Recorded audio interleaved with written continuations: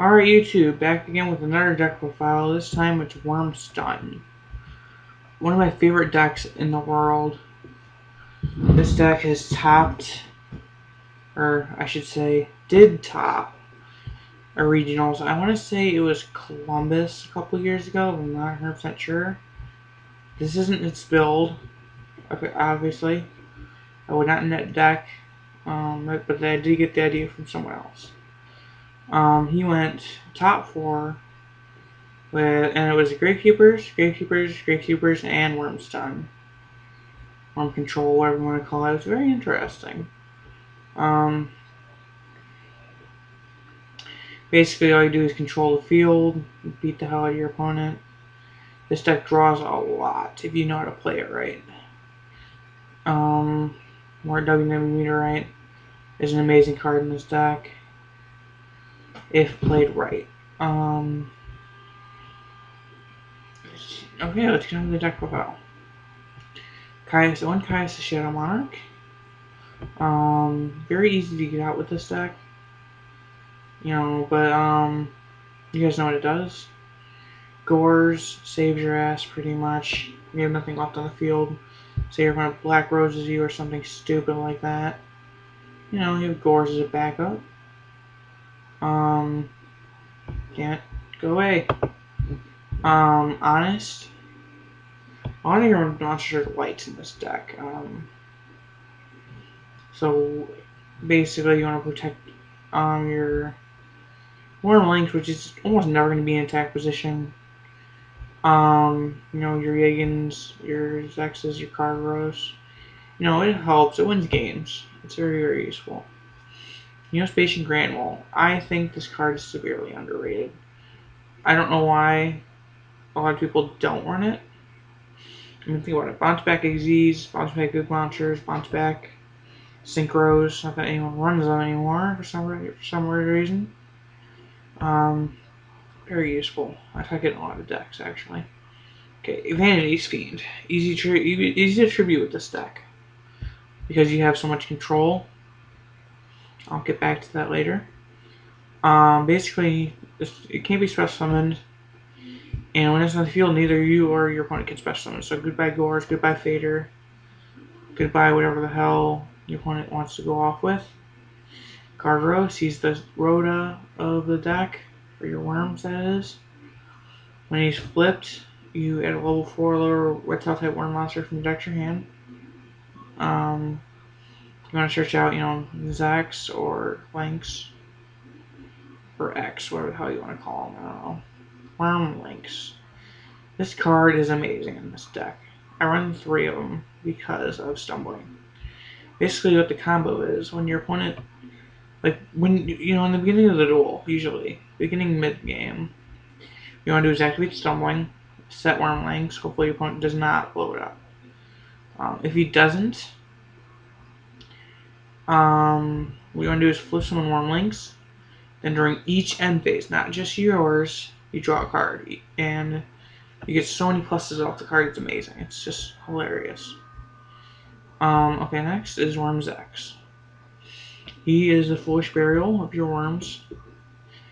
Basically what the combo is, dump his X. No, wait. Summon X, dump Yagan.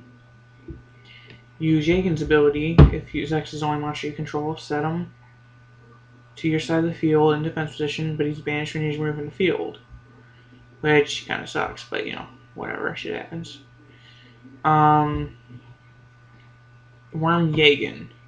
Basically, I named off one of his effects already, but when he's flipped, you basically bounce a face-up monster your opponent controls, which is pretty cool.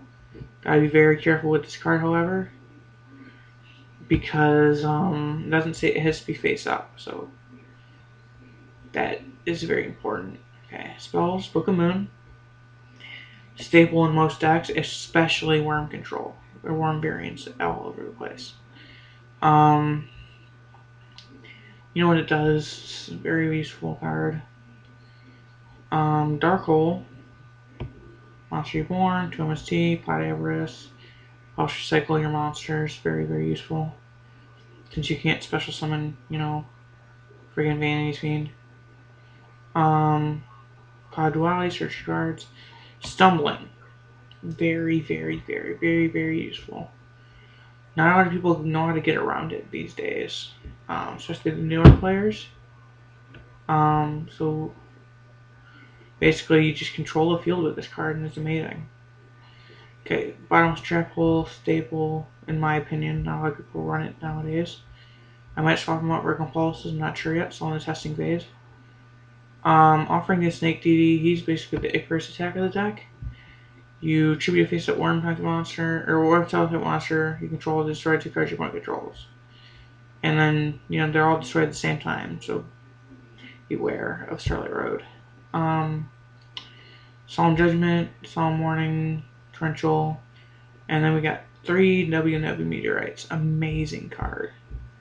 Basically what it does is you change all face-up monsters on the face-down monsters on the field with face-up defense position.